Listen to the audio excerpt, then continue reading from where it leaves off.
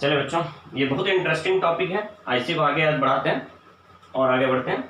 तो हम लोगों को एक बात यहाँ कन्फ्यूजन ये आ रहा था दिमाग में कि यहाँ सर बात कर रहे थे एब्जॉर्प्शन का और यहाँ कलर लाइट डिसकंटिन्यूअस इमिशन में बता दिए। तो मैं आपको क्या बताया, अब इसी में समझ लीजिए। हमको कोई भी चीज व्हाइट कब दिखाई देता है, कंटिन्यूअस कब मिलेगा, जब पूरा व्हाइट लाइट रहेगा तभी अपने को कंटिन्यूअस मिलेगा। ठीक है, मतलब ये 7 कलर्स होंगे तभी अपने को व्हाइट दिखेगा। अब आप ये समझिए कि यहीं पर आपको इमिशन और एब्जॉर्प्शन कैसे हो रहा है। ये 7 कलर्स थे, ये जो भी सब्सटेंस था ये 2 कलर को एब्जॉर्ब कर लिया, बचा कुचा बाहर निकला। क्योंकि अब इसमें से 2 चीज एब्जॉर्ब कर लिया, ये मतलब इनकी कंटिन्यूटी खत्म हो गई, मतलब ये क्या हो गया, डिसकंटिन्यूअस स्पेक्ट्रम हो गया। पर ये स्पेक्ट्रम एब्जॉर्ब हुई लाइट का स्पेक्ट्रम है, तो इसलिए इसको क्या बोलेंगे, एब्जॉर्प्शन स्पेक्ट्रम। अब ये जो चीज है, गैस था, एटम था, मॉलिक्यूल था, कंपाउंड था, कुछ भी था, ये जब वायलेट और ग्रीन को एब्जॉर्ब किया था तो ये गर्म हो गया था। पर गर्म चीज अपने आप ठंडी भी तो होगी, पर यही जब गर्म चीज ठंडी होगी तो जिसको ये एब्जॉर्ब किया था ना उसी लाइट को एमिट करेगा। पर कौन सी लाइट एमिट किया, केवल उन 2 का एमिट किया जिसको ये एब्जॉर्ब किया था। पर क्या ये 7 कलर्स है, नहीं है 7 कलर, ये तो केवल 2 कलर्स है। तो ये 2 कलर का कॉम्बिनेशन आपको इसमें दिखेगा। पर अब वो क्या कर रहा है, एमिट कर रहा है। क्या कर रहा है, इमिशन स्पेक्ट्रम है। पर चूंकि ये 7 कलर्स एमिट नहीं कर रहा है इसलिए इसका स्पेक्ट्रम कंटिन्यूअस नहीं होगा। अब अगर कोई इमिशन किया, इमिशन से पूरे 7 कलर एमिट करेगा, मतलब व्हाइट लाइट एमिट करेगा, तो उसका स्पेक्ट्रम कंटिन्यूअस होगा। पर व्हाइट लाइट में से एक या एक से ज्यादा कलर मिसिंग है उसमें, तो वो कलर्ड हो जाएगा। अब इसमें से अगर मान लीजिए 2 भी गायब हो जाता तो आपको जो मिलता वो कलर्ड स्पेक्ट्रम में मिलता। बात समझ में आ गई? ठीक है, तो जब कोई सब्सटेंस लाइट एब्जॉर्ब करता है तो वो उस लाइट को एमिट भी करता है। ठीक है, एब्जॉर्ब करेगा तो जो स्पेक्ट्रम मिलेगा वो एब्जॉर्प्शन स्पेक्ट्रम कहलाएगा।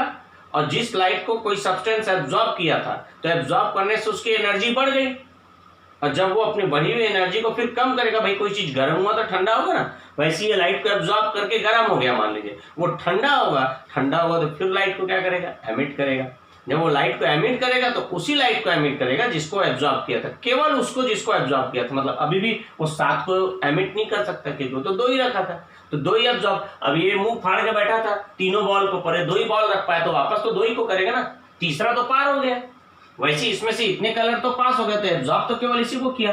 पर अभी ये चूंकि लाइट एमिट कर रहा है तो ये इमिशन स्पेक्ट्रम कहलाएगा। क्या कहलाएगा, इमिशन।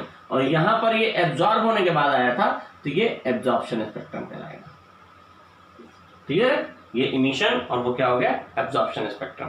ठीक है, तो कुल मिला के बात ये आई कि जब तक 7 कलर्स ना आए तो वो व्हाइट 7 कलर आएंगे तो व्हाइट दिखेगा, और 7 में से एक या एक से ज्यादा कलर मिसिंग है तो वो कलर्ड दिखता है, चाहे स्पेक्ट्रम कंटिन्यूअस हो या डिसकंटिन्यूअस। बस आप देखिए, अब मेन फंडा क्या है, इमिटेड लाइट का स्पेक्ट्रम इमिशन स्पेक्ट्रम, एब्जॉर्ब होने के बाद अगर लाइट को प्रिज्म में से पास करोगे तो एब्जॉर्प्शन स्पेक्ट्रम। लाइट के सोर्स से एमिट होने वाले लाइट के किसी सोर्स से अगर कोई लाइट एमिट हो रही है उसका स्पेक्ट्रम इमिशन स्पेक्ट्रम।